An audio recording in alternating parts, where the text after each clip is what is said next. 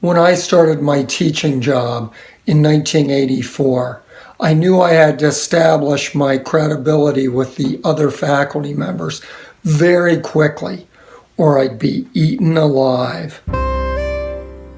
The toughest of these art profs was a burly photographer with a cute name, Don Camera. I went right up to him and decked him. Well, actually, I painted myself decking him. He was way too big to fight in real life. From that day on, we have been fast friends. On September 14th, 2017, I met Don at his house before the opening of the show at the University of the Arts. John Thornton, welcome to our house.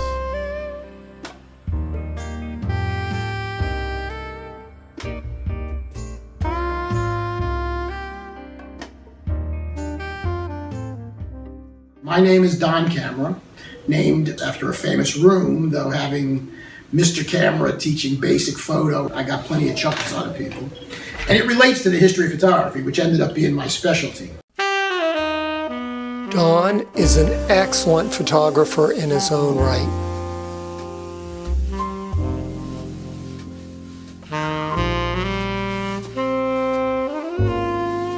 He is also reportedly a good family man. Marcy, the long suffering. Is Don a good husband? Absolutely. But acquiring first-rate photographs has been his passion for years, and he has amassed one of the best individual collections in the Philadelphia region. He showed me some of the hundreds of photos filling his home. Photo baseball cards done in the late 70s by this guy right here, Mike Mandel. He traveled around the country and photographed photo educators. This is him. These are all his California friends. So these were the most famous people I had. This is Joel Meyerowitz, of course. A.D. Coleman is a critic. That's why he got the umpire's uniform. Neil Slavin did a book called Groups. Arthur Tress, still working. And these were all Chicago people that went to the Institute of Design. Both these guys were in the same class with Ray Metzger when their graduating class got a show at the Museum of Modern Art. It was John Zarkowski's first independent show, I believe. And it was just the graduates from the program with Harry Callahan and Aaron Siskin. And I just bought another mat, and I'm going to do a third one of just women. So I'll have all the women of this project. My greatest love is the oldest photographs. They just connect me to the past in a way that I find so exciting and so visceral. The adrenaline surges when I got something from the 1850s in my hand. Check this out. A book from 1876 of, look at that beautiful marbleized paper. The new Opera House of Paris sculpture ornamental. All the details that were going to be part of the opera house that they were building in Paris. Aren't they beautiful? A lot of them are the capitals that are on the tops of the columns. I don't think this is a style. I just think when they photographed it, it wasn't completed. See, here's all your detail over here, but you don't have it over here. It's only half done. Don has been buying and reselling 19th century photos for a while now.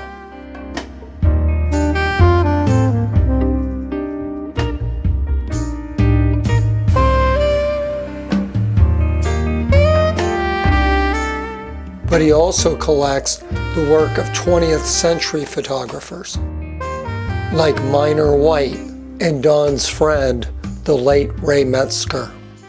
Ultimately, when I went to photo school, I wasn't interested in being a commercial photographer. I wanted to be an artist, and if I was going to be an artist, I knew I had to have a different trade. So I became a house painter. House painting, I just spent all this money learning how to make things look good. To be a house painter, you spend a couple $100 on ladders and drop cloths and brand new brushes, and you're a pro. So I started doing that and ended up working for all the photo people. Philadelphia in the 1970s and 80s and 90s was a very, very active photography community, a very, very active collecting photography community. So I started working for them, and the biggest thing that I did was the painting of a building owned by Philadelphia's most famous photographer, Ray Metzger, who lived in a 4-story old firehouse. I painted it when I was a student in 1976 at $4 an hour, and then in 1996 he called me and said, would I paint it again? This time though, it was purely as barter. 1 print per 40-hour week. It took me over a year to accumulate 10 weeks work, but nonetheless, when it was done, he gave me this opportunity to be in his darkroom and look through every single photograph he ever made. He had everything on index cards, and I got to take home packets of these index cards. And on those index cards was a little tiny image of everything he thought was worthwhile, with his little notes, and you turn it over and his printing patterns from the darkroom, 3 seconds here, 2 seconds there. I mean, all his little magical recipes. So I spent a year looking at those cards, going back and forth. I couldn't have his most famous pictures because he was very serious about the prices. He wasn't giving me any kind of deals. So his most famous pictures, they were already too valuable. But it was looking for the diamond in the rough, of course. So I took a chronological approach. The J. Paul Getty Museum has a nice overview of Metzger's career on its website. Ray K. Metzger's photographic journey. Ray Metzger has repeatedly pushed an idea or a technique to the extreme, discovering its limits and its potential. With the conclusion of each of these forays to the edge, he has changed course dramatically. Metzger titles and groups his images based on their location or technique. Collectively, his various series represent an artistic vision that merges the realities of modern life with the intrinsic, expressive possibilities of the photographic medium. I got prints from the 60s, the stuff from 72 that I believed informed the image in 1978. I wanted that one so I could pair them up. I was trying to show my way of understanding his connections, things that even he wasn't aware of, I'm sure, because he's working all the time. He's just working. He's gone now. He left behind 45,000 prints that are now in an archive in a building here in Philadelphia. His wife hired somebody, and once a week they work at the archive. But the collection I put together was supplemented because I had been buying his pictures too, from him directly at auctions, and I currently have, I think, 17 of his prints. The very first Ray Metzger I bought in 1978, so I was only 23 years old. I was considering this one as well as one that was the poster for the show, and I said to myself, everybody's going to want that one. I'm going to find a sleeper in the bunch. Not thinking like a collector is supposed to think. If you're a collector, you want the one that everybody wants. I had to be too smart for that, right? So I bought this one because it was $100 less. Fast forward, it's now 2017. That's the only sold out picture in his entire body of work. That's the $20,000 print. So I gave it up for $100 because I was smarter than everybody else. This is from the series called Picjuice, where he would literally just hold something in front of the camera and he would defy space. It's mentioned in the press release. So he would hold a piece of white paper. That shadow was hitting something 15 feet away, but by putting that piece of paper, he brings it closer to you and creates that dynamic juxtaposition. What Ray is really known for is breaking the barrier of photographs as little tiny images. This is a detail, for example, of a giant multiple where he took strips of entire 35 millimeter film, 3 feet long, maybe 10 or 15 of them, layered onto a big piece of paper, and he made pieces that were 4 feet by 4 feet, 5 feet by 6 feet. He made things for the wall. Now all photographers want to make big giant pieces of art.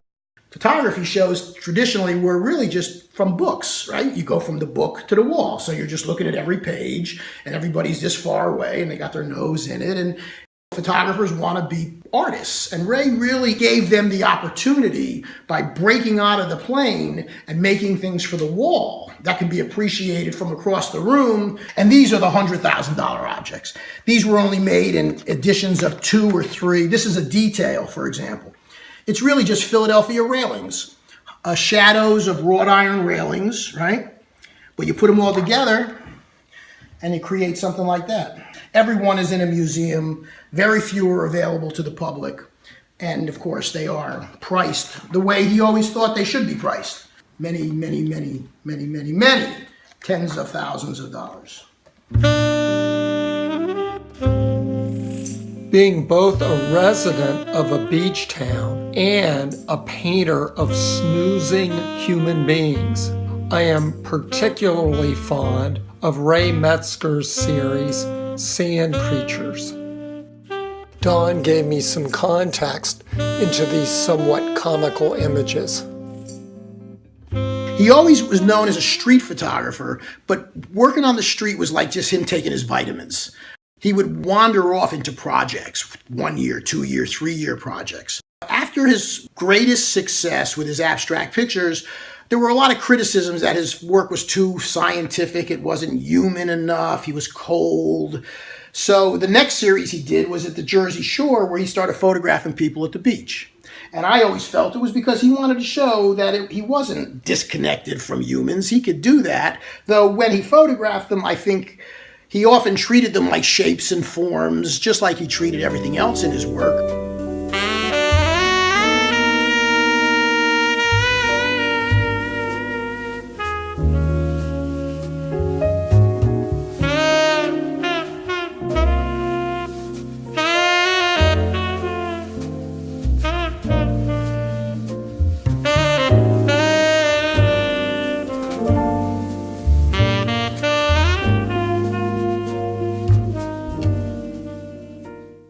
Ray is someone I knew personally, so we did have a lot of conversations over the years. He was supposed to be my teacher senior year, but he took a sabbatical that year, so I never had him as a teacher. I don't know if that was good or bad for our relationship. Along with Ray, we're going to see some prints by Minor White, who was of a different generation than Ray, but they were very simpatico in how they pursued their careers.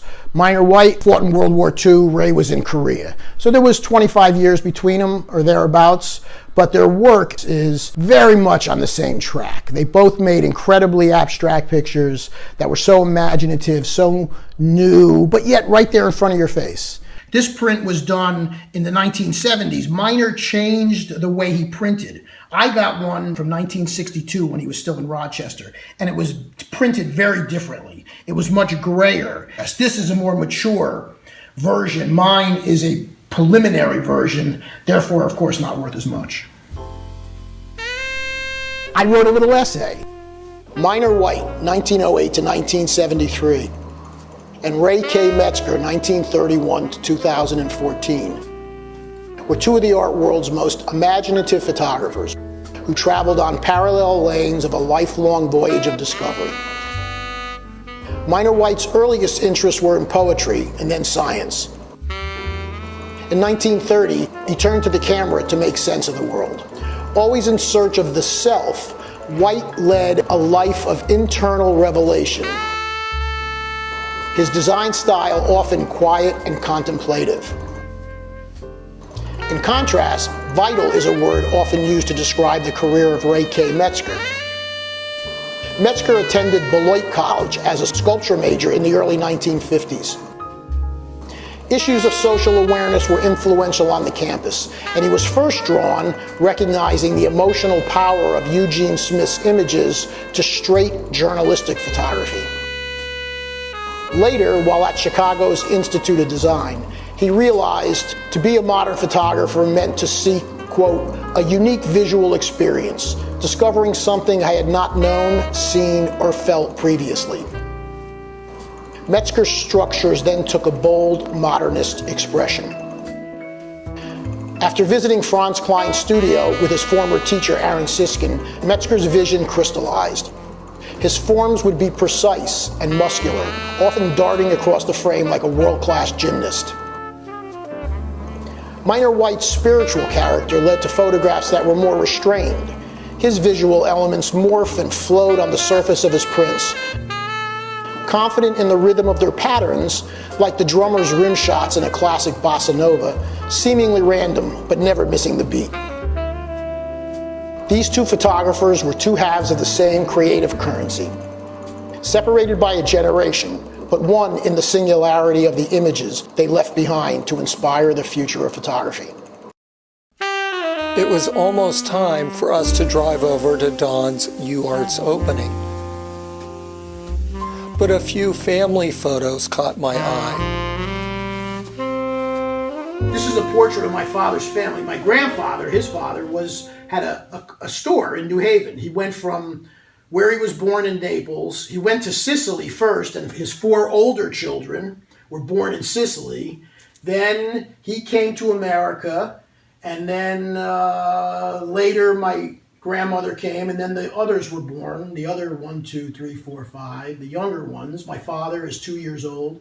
So this picture was probably taken in 1922 in a professional studio in New Haven. So he was a pretty, it's an upper middle class thing for sure. And my father was not the youngest. This is the youngest, Uncle Frank. But he was the last to pass away from this family a year and a half ago at age 95. That's a great shot of him. Oh yeah, he was like the legendary mechanic of New Haven. Totally. His garage was 5 blocks away from Yale.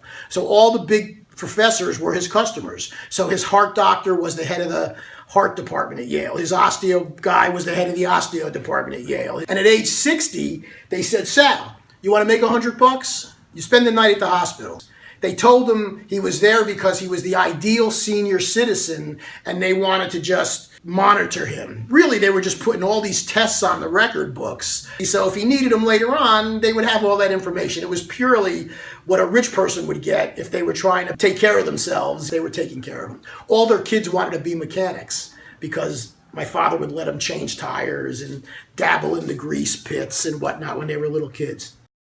John Thornton and I worked at the Art Institute. This is one of the faculty rooms. Here's me working, reading quizzes, age 52. There's my father down the garage, age 62. That's the closest we ever got to working together. Right there. We found that after my father died, my mother's cedar chest, I assume they took it from the hotel. They went to New York on their honeymoon. Is it possible a little Don camera was made that night? No, absolutely not. My sister was born because my mother's mother had just passed away. And my father literally said, well, I wanted to get her hands busy, so, she got pregnant. Her mother was an invalid, so she had to take care of her mother. And he felt like she needed something to do, so a daughter became the solution. How I came about, I was a miracle 6 years later. This was one funny picture I wanted to show you, which jokingly shows my acquisitorial nature. I'm sitting next to this kid when I'm 9 years old, and my leg is literally absorbing the fat out of him at that very moment. As you can see, as a 9-year-old, I was quite the beefy youngster. As we drove to his opening, I had to beg Don to buckle his seatbelt. But it turns out his preferred method of dealing with beeping is to turn up the radio.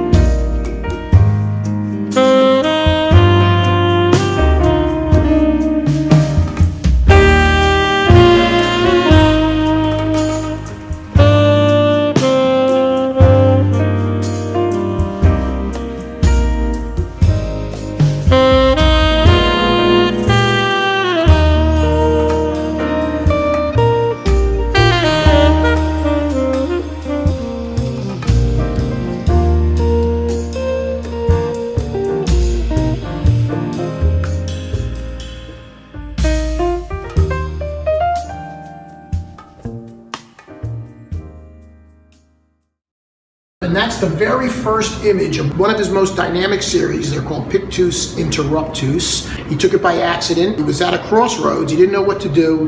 He was in Greece. He looked over and there was a big piece of foam core on the horizon with that cloud behind it, and bang, went on to be what I consider to be his most creative individual series. This is from New Mexico, right? Some sort of shadow that somehow turned into that upside down arrow, top hat, whatever you want to call it. And then the majestic clouds behind it. Again, a way to play with depth. This feels very close to you and in your face while that sky goes on into infinity.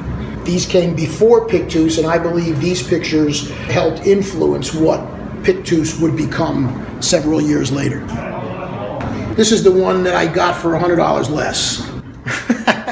This is the one that ain't worth the most that it could possibly be worth. Again, from the Picjuice series. The image was probably taken in 1976. Ray would physically hold an object in front of the camera. It had this shape. Maybe his hand was holding it from over here. They're unexplainable how they were really done. And he would hold it in front and create this near-far thing, in this case, the hovering triangle, which to me feels so much like Miner's hovering circle of light. What is that? Did you ever see light come through the window in a circle? I never saw that. Closest guess. Maybe it's reflecting off a round mirror, and the mirror is projecting it onto the wall. Maybe. Are you guys photographers? Yep. So, what do you think of Don's collection? I wish I had half of it, or at least the ones I like. So, I really like the Picjuice Interruptus series. What do you like about him? I like the surprise, the agility of the pictures, the general disruption and juxtaposition that happens. Holding all that stuff in front of the camera and then... What is your name? David Graham. I thought that was you. You were a world beater yourself, right? It's, you know... But there's no Americana in this. Not a drop.